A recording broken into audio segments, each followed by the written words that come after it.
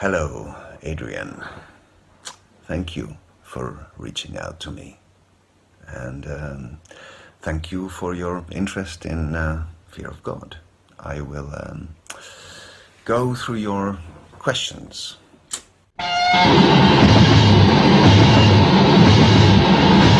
Well, we all like bands like Amoebics, Siege, Napalm Death, Cyanamid, Repulsion, Master, Morbid Angel, Septic Death, DRI, Lerm. But individually, we also liked different things. Personally, I was much into the Melvins, Gore, Heresy, Antisect, Extreme Noise Terror, Cryptic Slaughter, Die Kreuzen, or Japanese hardcore, such as Confuse or Swankies. But I also was very much into acts like The Swans, Laibach, SPK, Coil, or Diamanda Galas. Chuzzy and me, we loved soundtrack music as well, film music. Eric was very much into American hardcore punk. Both Eric and Ozzy liked melodic hardcore, like DI or the Zero Boys. And I guess this all somehow played into the sound of Fear of God.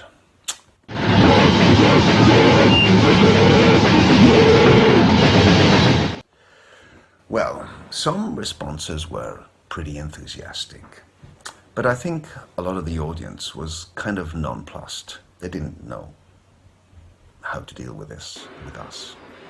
Some just described us as a noise. People would dance or move in kind of interesting ways when we played, which was fun to watch.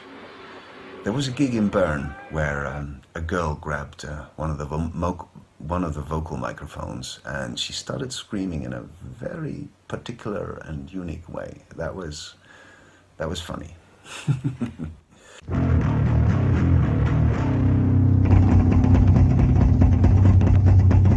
Well, we often perceived our social, political, and existential environment as kind of restrictive, unfree, and unjust, which definitely fed our energy and our anger. There were things that we disagreed with, and that translated into our sound. Yes, I think there is a direct relation between the disenchantment that we perceived in the world and the sound that was a result of us channeling that.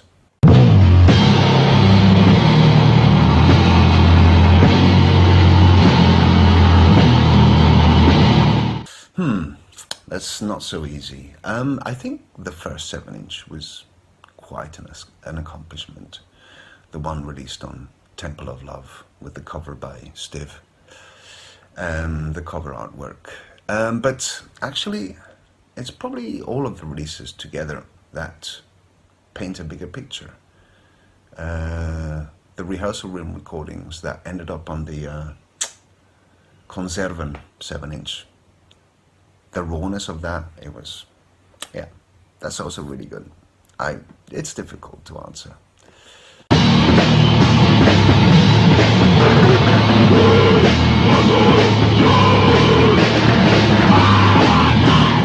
Yes, Chuzzy and me played in Messiah. We were the first lineup before Messiah became a proper band, when we were messing around as kids at the age of 14 or 15, before Messiah ever recorded anything. I joined Messiah one more time around 1988 for a concert in Zurich. Chuzzy continued in Messiah until about 1989 or so, before he quit. He was a vocalist and bassist in Messiah. And Ozzy played in Crawl Noise and also in a band called Tenebre.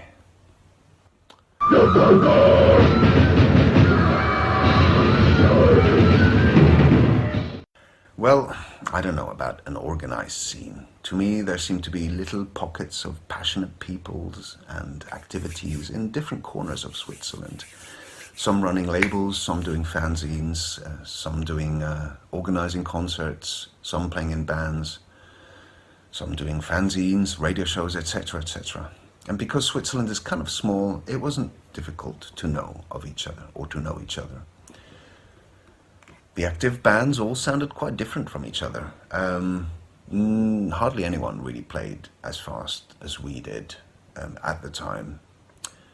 And we were involved both in metal and hardcore punk circles, but that was kind of the exception rather than the rule.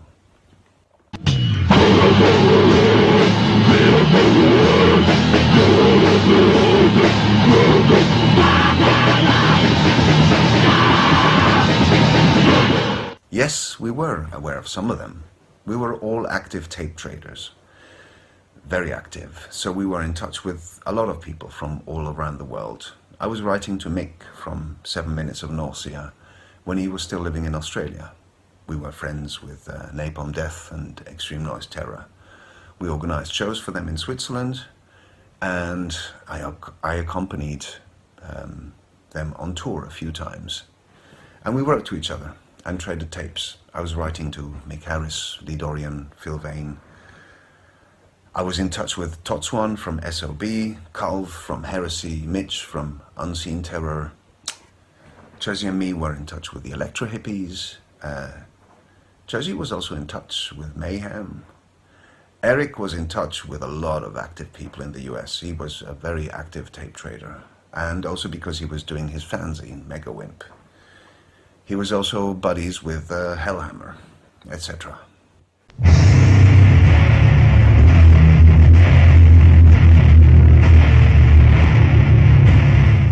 Yes, there is a message behind my music, very much. But, well, maybe language just isn't good enough to explain it. I communicate through sound, even though a lot of my releases and concerts include text too. My message, if you want, touches on topics such as environmental awareness and sensitivity, ecological equality, existentialism, human rights, animal rights. I also try to express how to relate to the world in a non-anthropocentric way. So I guess it's also philosophical. I speak out against the restriction of life and living. So it is also quite critical of this so-called civilization. But there's more there too. I guess my message is also somehow romantic, because I speak very much in favor of Mother Nature.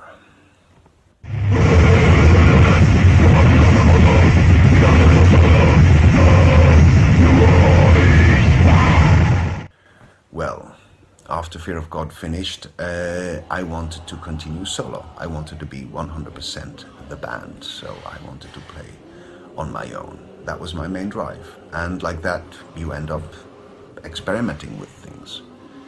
And that's what experimental music is. But within that, I also see a direct continuation of what I was doing with Fear of God, in spirit and in intensity, let's say.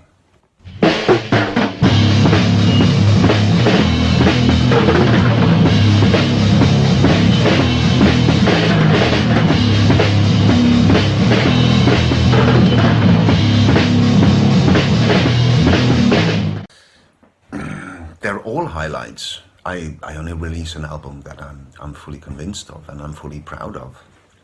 That are all also just windows to a certain time in my life. As for an introduction for someone who doesn't know my work, maybe last year's Human Nature Denied is a start, or maybe Disappear from 2021. But actually, a collection of excuses. That is a good start, I think. It compiles compilation tracks, oddities, outtakes, remixes. So it's pretty broad in spectrum. That's a good start, I think. For environmental recordings, I suggest the album titled simply Field Recordings. It's from 2007. Also, check out my pop project, Perverts in White Shirts, if you like beats and don't dislike melody. My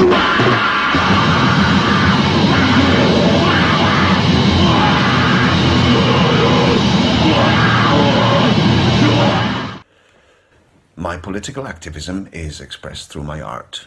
This is a realm where I put a lot of energy into it, and this is my main channel to the world, and the world channels back to me through it. Since we live in this beautiful construct called capitalism, I am pretty strict with my consumer choices. I do what I can, what I think is important in this realm. I won't go into too much detail here because I think everyone draws lines differently. I've been vegan for 40 years. This is something that is dear to my heart, and I love cooking. And I invest my energy in hosting or helping to host cultural events in different ways. And I guess I spread my love through music. I'm a big fan of music, so I share a lot of my knowledge with anyone who is interested.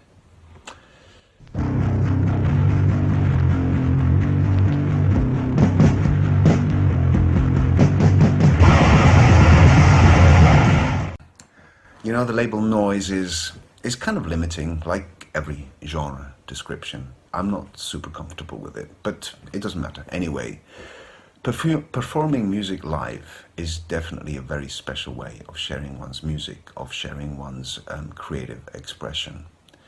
The energies that happen between a performer and an audience in a live situation can be very, very powerful.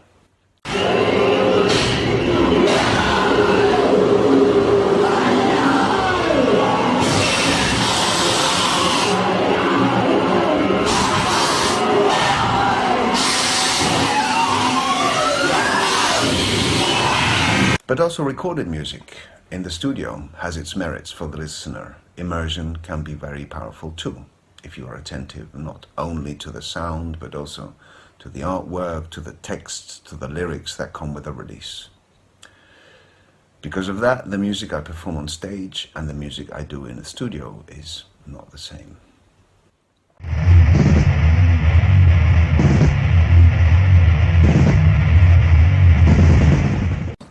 Well, there is in a way a very clear line in all my musical work since the very early days with Fear of God, until now.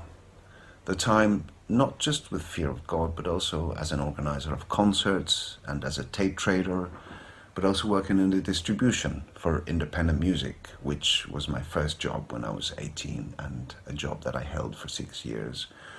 All these things are very important schools and an essential part of my personal and musical education and history. I regard music as a powerful tool. Music is the best language. I feel being able to share one's creative work with my environment is a social contribution. I feel very blessed that people invite me to release music or to play concerts. It somehow confirms that this kind of activity matters. If I can inspire people, it's a fantastic achievement.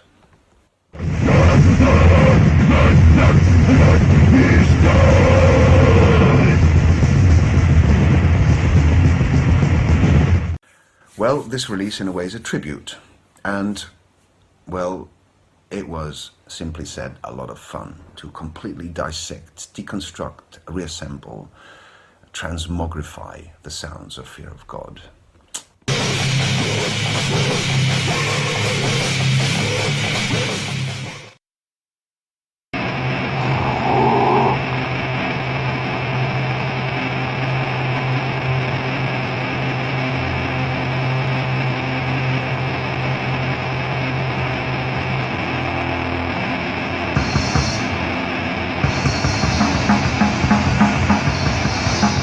Well, the Hermeneutics of Fear of God and the end of Fear of God are like siblings. It's a brother and a sister album.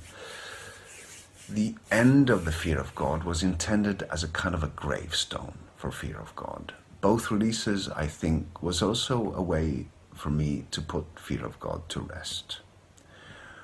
All the people invited to the compilation are friends and people I had been in touch with over the years.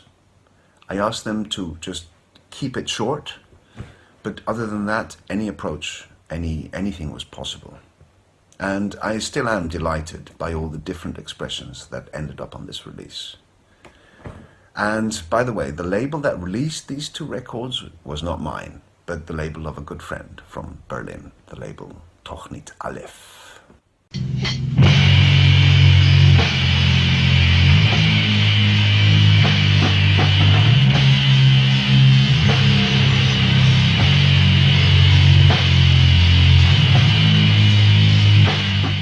Well, I don't explain it. I can't explain it.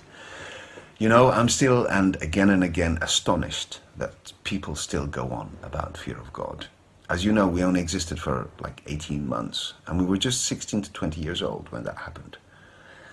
Like I said, I can't explain it, but I guess I feel very honored.